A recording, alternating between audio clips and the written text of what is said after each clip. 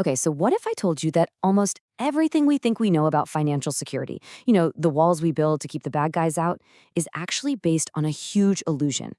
What if the whole game isn't about prevention at all, but something completely different? We're going to dive into this because the world of compliance is going through a massive radical change. And this quote, wow, it just cuts right to the heart of it. We all tend to think that compliance is about finding the absolute truth. Is this person good? Is this person bad? But the regulators, they know that's not the reality. They understand there's absolutely no such thing as a perfect KYC or know your customer check. It just doesn't exist. And this number right here is exactly why. 80%.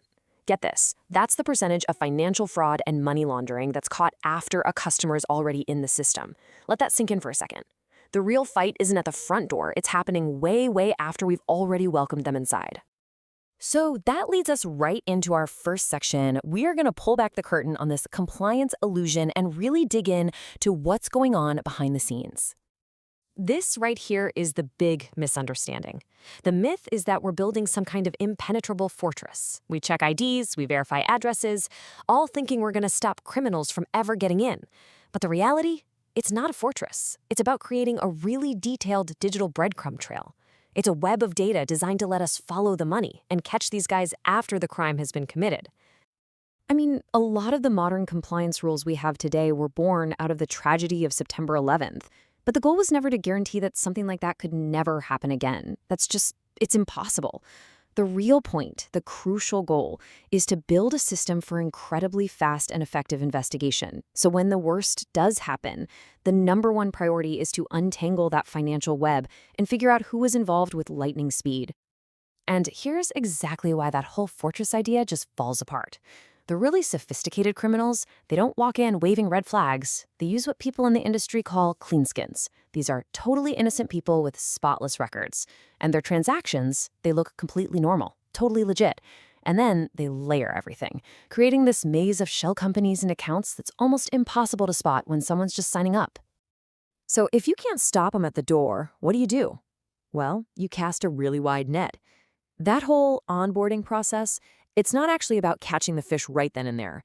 It's about gathering as many data points as possible, those digital breadcrumbs we talked about. That way, when a criminal finally does make a suspicious move, their actions create ripples in the data that a smart system can actually detect.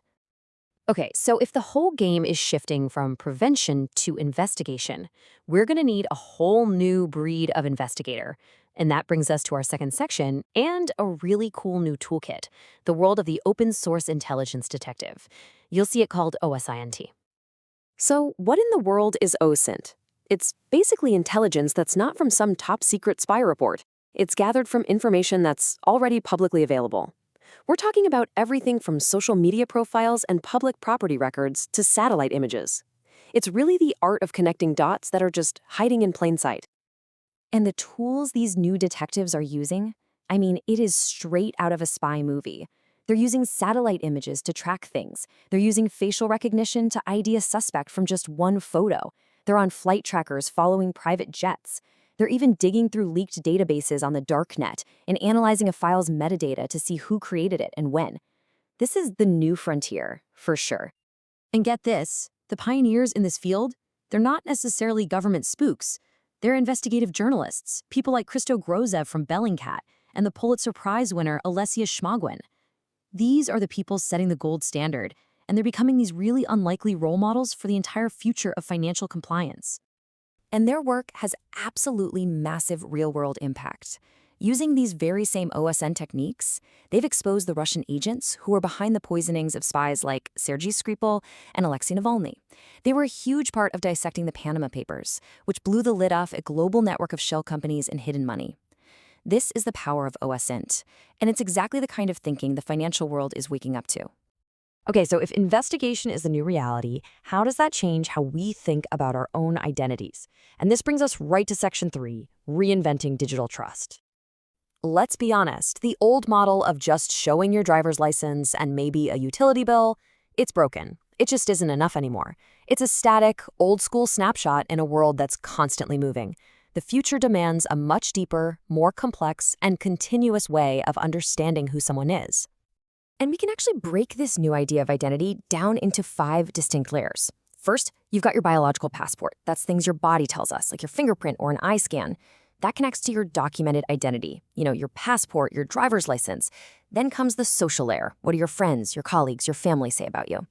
After that, we have your digital footprint, the trail of data like IP addresses and device IDs you leave everywhere. And finally, there's your self-declaration, what you yourself claim to be. So how do you track all those layers? Well, that's where this powerful new concept called perpetual KYC, or PKYC, comes in. Instead of just a one-time check when you open an account, PKYC uses AI to constantly and automatically monitor all 5 of those identity layers in real time. It's always looking for any changes that might signal a new kind of risk. And where does all this lead? It leads to what some are calling a reputation economy. In this kind of future, your trustworthiness, your social capital, it actually becomes a real quantifiable asset. It's a world where your reputation, which is built from all these different layers of data, is what gets you access to things, not just some old static credit score. All right, let's pull all these threads together in our final section. We've taken apart the compliance illusion, we've met the new OSINT detectives, and we've redefined digital identity. So what does the compliance system of tomorrow actually look like? The shift in thinking here is it's profound. We are moving away from seeing compliance as this series of rigid, disconnected walls and gates that you have to get through one by one. The new way of thinking sees compliance as an intelligent, interconnected network, where your trustworthiness comes from the relationships between all your different data points. And here's what that network actually looks like. Instead of just looking at one person in a vacuum, the system analyzes their entire web of connections. Who are you sending money to? Who's sending money to you? What phones or computers do you use? Who are your friends? It's by understanding all of these connections that a true holistic picture of risk starts to form. It's all about the web, not the walls. What's so brilliant about this new approach is just how flexible it is. The source material describes it as a Lego-like constructor, which is perfect. It means banks can basically pick and choose different verification tools and data sources to build a compliance check that's custom fit to the specific risk of that customer, instead of just using the same old one-size-fits-all approach for everybody. And all of this leaves us with one last and really crucial question.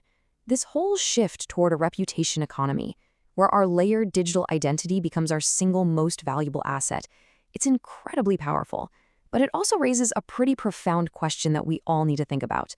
If our identity is the new money, who do we trust to control the vault?